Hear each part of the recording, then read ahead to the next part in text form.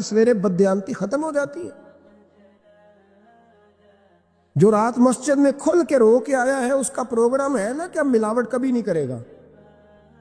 اب گاہکوں سے جھوٹ کبھی نہیں بولے گا، اب وہ بددیانتی کا معاملہ کبھی نہیں کرے گا، لیکن رات روتا بھی رہے اور سویرے پروگرام یہ ہو کہ میں نے پھر لوگوں کو فریب دینا ہے، داؤ لگانا ہے، تو اس نے توبہ کیا رات کے یہاں بس یہ ایکٹنگ کر کے لوٹ آیا۔ آپ بازار میں جائیں تو درجنوں لوگوں نے گن مین بٹھائے ہوئے، ان کا دل نہیں کرتا کہ اضافی تنخواہ دی جائے، کیا مطلب ہے ایک آدمی کو اضافی پیسے دینے کا، لیکن وہاں آدمی بٹھایا جاتا ہے، اس کو تنخواہ دی جاتی ہے، اس کی روٹی کا بندوبست کیا جاتا ہے، اس کے سارے ضروریات زندگی کا خیال رکھا جاتا ہے، اور پس منظر یہ ہوتا ہے کہ ڈر لگتا ہے اگر یہ شخص نہ ہوا تو ہمارے چوری ہو جائے گی۔ اللہ فرماتے ہیں کہ تو جہاں سے ڈرتا ہے تجھے پتا ہے، تو اس طرح کر کہ مجھ سے بھی اتنا ڈر جتنا ڈرنے کا حق ہے۔ یہ جھوٹ موٹ کا ڈراوا نہ پیدا کر کے ہو اللہ معاف کرے جی، اچھا جناب ڈرتے ہیں آپ اللہ تعالیٰ سے، آپ نے تو کانوں کو ہاتھ لگائے، تو پھر آپ کیا کر رہے ہو؟ اللہ معاف کرے جی میں تو بات نہیں کرتا، بس 2-4 آدمیوں کی پگڑی اچھالوں گا، اس سے زیادہ نہیں۔ ڈر لگتا ہے جی بات کرتے ہو، 15-20 آدمی بس میرے قابو آئے، یہ کس قسم کا ڈر؟ ڈرنے کا حکم دیا، اور میرے رسول کریم سید عالم صلی اللہ تعالی علیہ وآلہ وسلم نے ارشاد فرمایا کہ تو رب کریم سے دنیا میں ڈر جا، اس طرح ڈرنے کا حق ہے، جب قیامت کا دن آئے گا تو اللہ تجھے ڈرائے گا نہیں بلکہ اپنی رحمت کی چھاؤں میں جنت میں داخل کر دے گا۔ یہاں ڈر، ایک جگہ تو اللہ نے فرمایا ڈرو، اور کچھ جگہوں پہ فرمایا کہ جو میرے علم والے بندے ہیں نا، جن کو میں نے علم دیا ہے، عالم ہیں، ان کے بارے میں فرمایا کہ ان کے دلوں میں میری خشیت ہے۔ انما یخش اللہ من عبادہ العلماء، اللہ کے بندوں میں سے جو علم والے ہیں وہ اللہ کی خشیت رکھتے۔ قرآن نے ایک جگہ کہا ڈرو، خوف کا لفظ بھی استعمال کیا، وَلِمَنْ خَافَ مَقَامَ رَبِّهِ جَنَّتَانِ، خوف بھی ہے اور خشیت بھی ہے، ان دونوں کا معنی ایک ہی ہے، ڈرنا، خوف کا معنی بھی اور خشیت کا معنی ڈرنا۔ جب آپ علماء لغت کو پڑھیں گے، عربی ادب کو جاننے والے لوگوں کا مطالعہ کریں گے، تو انہوں نے یہی لکھا ہے کہ ان دونوں کا معنی ڈرنا ہے۔ میری طرف دیکھیے، توجہ کریں، کچھ سمجھانے لگا ہوں، اس نقطے کو ضرور سمجھیے گا۔ خشیت کا معنی بھی ڈرنا ہے، خوف کا معنی بھی، لیکن جب صوفیاء کے پاس جائیں نا، صوفیاء جو قرآن و سنت کی روح کی تفسیر کرنے والے ہیں، تو وہ کہتے ہیں نہیں، خشیت اور خوف میں فرق ہے،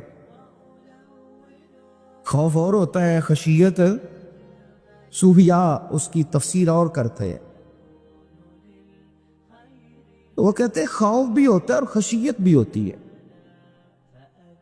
الگ الگ چیزیں ہیں، ایک نہیں۔ بڑی خوبصورت بات ہے، اگر آپ سمجھ گئے تو آپ کو فائدہ دے گی۔ صوفیاء یہ کہتے ہیں کہ بھائی خوف ہوتا ہے اپنے گناہوں کا، کہ میں نے یہ گناہ کیے ہیں، اگر اللہ نے مجھ سے پوچھا تو مجھے بڑا خوف آتا ہے مار پڑے، یہ خوف ہے۔ پھر سمجھ لیں، ایک آدمی نے حرام کا مال اکٹھا کیا ہے زندگی میں، معاذ اللہ اس نے بڑے پاپ کیے، گناہ کیے، شراب پی، بدکاری کی، معاذ اللہ تعالیٰ ثم معاذ اللہ، اب اسے ڈر لگ رہا کہ اللہ تبارک و تعالیٰ نے پوچھا تو میں کیا جواب دوں گا، یہ خوف ہے۔ اور خشیت یہ ہے کہ ایک آدمی سارا دن نماز پڑھتا ہے، روزہ رکھتا ہے، عبادت کرتا ہے، اللہ کو یاد کرتا ہے، پھر بھی ڈرتا ہے، یہ خشیت ہے، یہ خشیت ہے۔ جو گناہوں سے ڈرے وہ خوف ہے، اور جو رب کی ناراضگی سے ڈرے وہ خشیت ہے۔ جو کہے یار میرا رب کہیں ناراض نہ ہو جائے، میرا رب کہیں مجھ سے، بڑی خوبصورت مثال دی، میں نے اپنے صاحب سے پوچھا کہ حضور یہ مسئلہ کیا ہے، تو فرمانے لگے ایک بادشاہ نے ایک غریب کی بیٹی اسے پسند آ گئی تھی تو اس نے عزت کے ساتھ اس سے شادی کر لی، رشتہ بھیج کے وقار کے ساتھ۔ بیٹی کا باپ اپنی بیٹی کے مقدر پر رشک کرنے لگا کہ میری بیٹی کو بادشاہ نے پسند کیا ہے، بادشاہ کے شہزادے نے رشتہ بھیج دیا ہے۔ شہزادہ بیاہ کے لے دیا بیٹی کو، 20 کنیز آئے، نوکرانیاں اس عورت کی خدمت کرنے پہ لگی ہوئی ہے، اس کا ہر حکم ماننے کو تیار ہے۔ لیکن وہ بی بی سویرے بھی رو پڑتی ہے اور شام کو بھی رو پڑتی ہے، روتی رہتی ہے۔ اسے کسی نے پوچھ لیا کہ بیبری تو روتی کیوں ہے؟ 20 کنیز آئے ہیں، گھر میں سکون ہے، ہر شے ہے، تو روتی کیوں ہے؟ تو وہ کہنے لگی اصل بات یہ ہے کہ جو کچھ مجھے ملا ہے میں اس کے قابل نہیں تھی، تو میں ڈرتی ہوں میرا سائی کہیں ناراض نہ ہو جائے، وہ ناراض نہ ہو جائے، میں قابل نہیں تھی، میری اوقات نہیں تھی۔ یہ من آنم کے من دانم، میں جو ہوں اس کا مجھے پتا تو ہے، اس نے میری حیثیت سے، میری اوقات سے، میرے ظرف سے، میری محنت سے بڑا بڑھ کے مجھے عطا کر دیا، میری چونکہ اوقات سے زیادہ دے دیا تو میں ڈرتی ہوں وہ ناراض نہ ہو جائے، کہیں میری یہ کھیل، یہ جو میں نے گھونسلہ بنایا ہے، یہ کہیں میرا ٹوٹ نہ جائے۔ میرے بھائی، میرے رسول کریم سید عالم صلی اللہ علیہ وسلم کے امت کے اولیاء، صلحاء، صوفیاء، اتقیاء، صحابہ، اہل بیت، یہ لوگ جب روتے تھے تو یہ کوئی اس لیے نہیں روتے تھے کہ یہ آج دوپہر کو چینی میں ملاوٹ کر کے آئے ہیں تو اس لیے رو رہے ہیں، رات کو اس لیے نہیں روتے تھے کہ آج انہوں نے جو شکر بیچی ہے اس شکر کے اندر بورا ملایا ہوا تھا،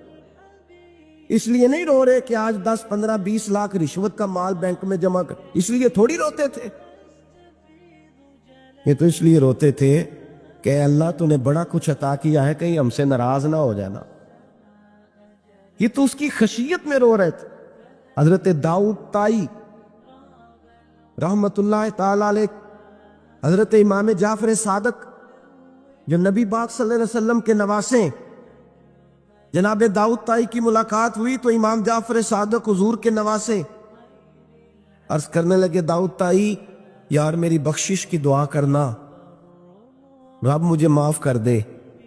تو حضرت داؤد طائی رحمت اللہ علیہ فرمان لگے، امام صاحب آپ حضور کے نواسے ہیں، میں نے دعا کرنی ہے کہ آپ نے میرے لیے کرنی ہے؟